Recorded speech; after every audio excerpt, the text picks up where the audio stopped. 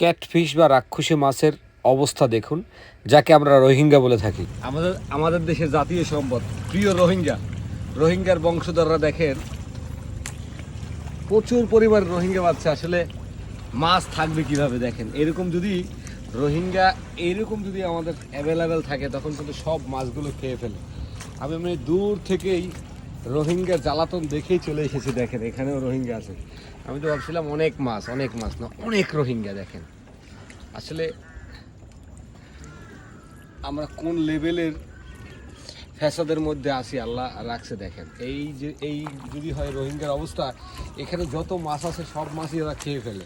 ওই যে দেখেন রোহিঙ্গা কীভাবে চলাচল করতেছে। মানে আমি এই রোহিঙ্গা দেখেই চলে এসেছি। এই যে এটাকে বলে আল্লাহ জিবরে, জানেন এটাও কিন্তু একটা মাছের প্রজাতি, বাট আমাদের দেশে আসলে খায় না, আমাদের এলাকায় এগুলো খায় না। এই যে একটা ভাইলা মাছ দেখছি, আলহামদুলিল্লাহ। যাক একটা ভাইলা মাছ দেখছিলাম, কিন্তু দুর্ভাগ্যের বিষয় ওই যে একটা ভাইলা মাছ আছে, এটা একটু দেখাই আপনাকে।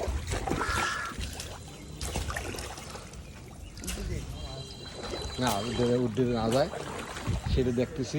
পানি এখনো পর্যাপ্ত পরিমাণ শুকায়নি, কিন্তু এই মাছের জ্বালাতন দেখে আসলে আমরা চলে এসেছি যে এত পরিমাণ মাছ বেজেছে। আসলে মাছ তো ঠিকই, এটাও একটা রোহিঙ্গা মাছ, ক্যাটফিশ বলে। এই কথার ফাঁকে কিছু কথা না বললেই নয়। বাংলাদেশে এই মৎস্যশিল্পে যে এই ক্যাটফিশ বা রাক্ষসী মাছটা যেভাবে ঢুকে গেছে, সেই ঢাকা শহর থেকে আমি বর্তমানে স্বরূপকাঠি, এটা হচ্ছে আমাদের পিরোজপুর জেলার ভিতরে, তার মানে সমুদ্রের কাছাকাছি সেরকম একটা জায়গায় যেহেতু এত পরিমাণ ক্যাটফিশ, সেক্ষেত্রে কিন্তু আসলে মৎস্যশিল্পে আমরা যে কতটা ভয়াবহর দিকে আগাচ্ছি সেটা কিন্তু একটা চিন্তার বিষয়। আমার মনে হয় বাংলাদেশ সরকারের এই বিষয়গুলো নিয়ে আসলে অনেক চিন্তা করা উচিত এবং এটা নিয়ে কোনো একটা স্টেপ নেওয়া উচিত। যেভাবেই হোক না কেন এই রাক্ষসী মাছের বিকল্প কোনো ব্যবস্থা বা এমনভাবে প্রক্রিয়াজাত করতে হবে যে এই রাক্ষসী মাছ যাতে সবাই ধরে এটাকে বিকল্প কোনো খাবারের ব্যবস্থা করা হয়, যেমন মাছের খাবার, গরুর খাবার, যে কোনো একটা খাবার হিসেবে এটাকে তুলে ধরে তারপরে ব্যবস্থা নিলে আমার মনে হয় এই মাছটার নিধন হবে। কারণ এটা মানুষ না খাওয়ার কারণে এটা বংশ বিস্তার অতি দ্রুত হচ্ছে, যেটা নর্মাল মাছের চাইতে অনেক গুণ বেশি দ্রুত বৃদ্ধি পাচ্ছে।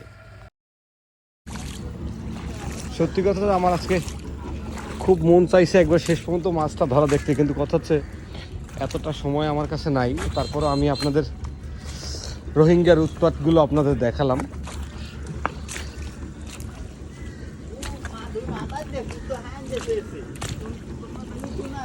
দেখেন দেখেন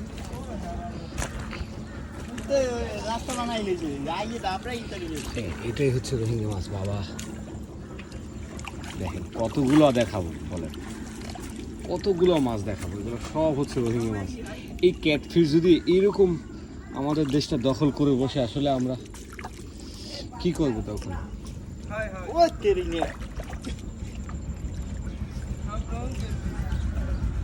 মনে হচ্ছে একটা বাইলা মাছ পাওয়া গেছে, উঠেই ফেলাবা না। এই অনেকক্ষণ পর একটা বাইলা মাছ দেখা গেছে, আর একটা বড় বাইলা মাছ দেখছিলাম, যদিও সেটাও হয়তো বা আছে। আমি আসলে ভিডিওটা করতে এসে খুবই অবাক গিয়েছিলাম। আসলে সামান্য কিছু মাছ পেয়েছি, কিন্তু মাছের চাইতেও যে ভয়ঙ্কর রূপটা বাংলাদেশ আসলে সামনে মোকাবেলা করতে হবে, সেটা হচ্ছে এই রোহিঙ্গা রাক্ষসী বা ক্যাটফিশের যে যন্ত্রণা শুরু করেছে। এই মাছগুলো সকল আমাদের দেশীয় মাছগুলো খেয়ে ফেলে, যেটা আমাদের দেশের মৎস্যশিল্পে খুবই মারাত্মক ক্ষতির মুখে আমরা পড়ে যাব। তাই সরকারের প্রতি দৃষ্টি আকর্ষণ করছি, এই রাক্ষসী মাছ বা রোহিঙ্গা মাছকে নিধনের বিকল্প কোনো না কোনো ব্যবস্থা নেওয়া বা এই রাক্ষসী মাছগুলোকে ব্যবহারের উপযোগী করা।